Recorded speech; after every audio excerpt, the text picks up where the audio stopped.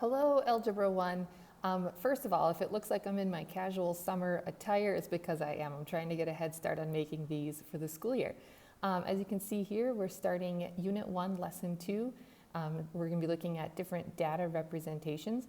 What you see here is a setup of the entire lesson that we're going to look through. Here is Part 1, Part 2, and Part 3. And here we go. First thing I want you to do on this notice and wonder is to label. So first we have a dot plot, then we have a histogram, and then we have a box plot. You may have seen some of these in the past, so part of this will be review. Go ahead, label those, and then answer the questions, what do you notice and what do you wonder? Start again when you're ready. One thing I hope you noticed is that each of these is showing the same data, the battery life in hours. They're just showing it in different ways, and that's our main goal here, is to see how these different plots can be used. We are not going to talk about the dot plot in the rest of this lesson, but we will be looking at how to make a histogram and how to make a box plot. The first thing we're going to do here is create a frequency table on our way to creating a histogram. Now, what we need to do is fill out the table here based on the data they give us. And so what we're going to do is we're going to figure out how many times do we see data show up in the range of 40 to 50. And they were nice and put the data in order. We can see that we only have one. Next, we'll look at how many times we see it between 50 and 60. Well, we see 1, 2, 3, 4. And then we wonder to ourselves, what do we do when we see 60? Does it go in this box or that box? When it falls right on your break between your intervals, it actually goes to the next larger box. So that's going to be included with the 60 to 70, which is 9 values, data values. So one thing you might want to do is change these to show that if it falls on that line, that it is going to go into the larger category. Okay, finish up the table and then start again when you're ready.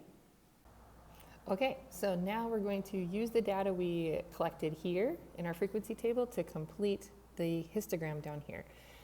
So we can see that between 40 and 50, we had one tomato plant or one piece of data. Between 50 and 60, we had 4 tomato plants or 4 pieces of data. You'll notice that we're creating bars, and your bars need to be connected because we're not skipping any data points. So go ahead and finish that and start again when you're ready. Okay, here's your finished histogram, and it makes it easy to see that most of our tomato plants took between 60 and 80 days to ripen. So our histogram up here has intervals of 10. And if we create different intervals, for example, intervals of 5, like on this histogram down here, we might see some different patterns or allow us to see something different about the data. So I've copied our data right here again, and we're going to create a histogram for an interval of 5.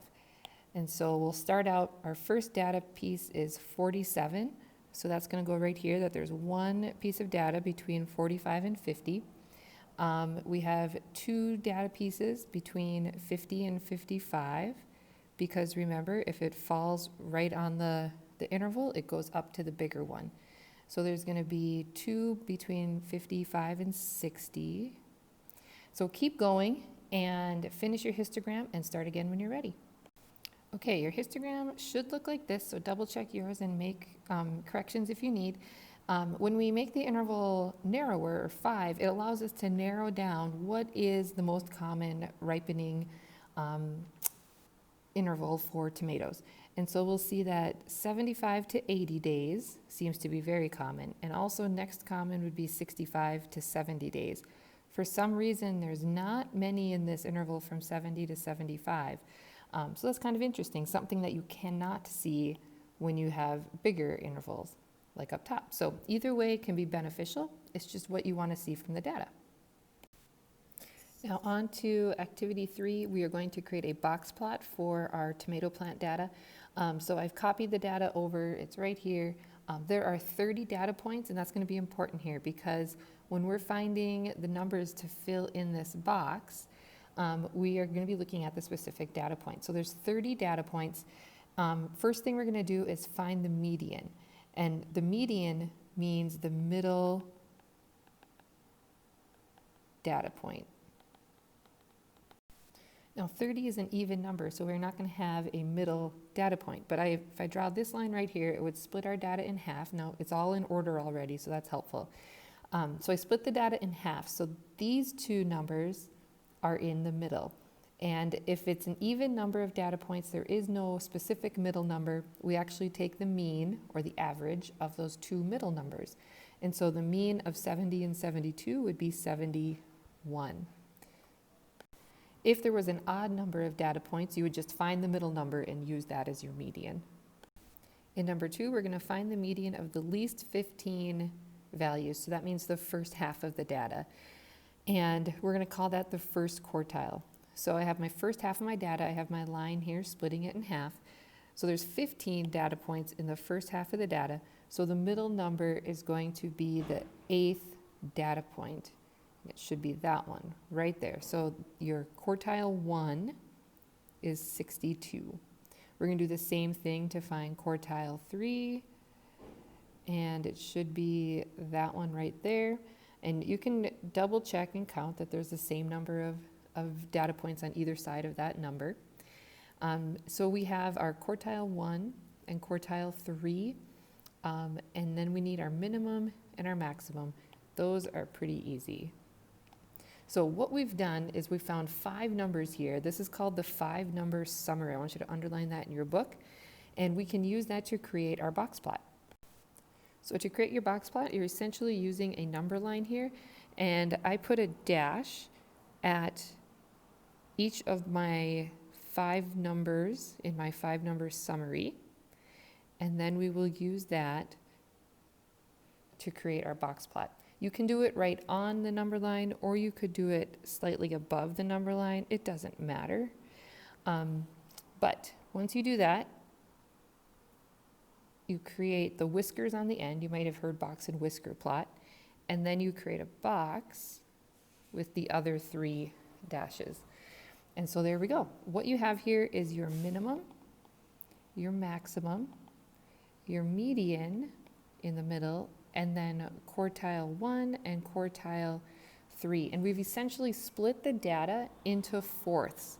So what we're saying is that 25% of your data is happening right there, 25% of your data is right there, 25% is there, and 25% of your data is right there. So it kind of makes it easy to see how's your data distributed. This is pretty evenly distributed. If you had one section of your box plot that was really, really small, you would see that 25% of your data fell just over a couple numbers.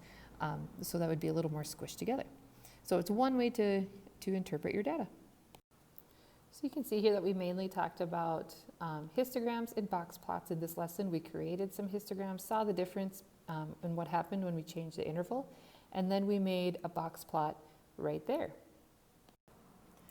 Okay, there's a few things in your lesson summary that we just want to take a few notes on. First thing, it starts out by looking at a dot plot. Again, we didn't talk about that too much because they're assuming that you've done this in previous grades. But in the dot plot, it can be used to see the shape and distribution of the data, meaning where are there lots of dots or data points and where are there not. The histogram is what we looked at down here. And again, it can help us see some more patterns in the data that maybe the dot plot won't show. And then the box plot down here at the bottom, we need the 5-number summary to create that.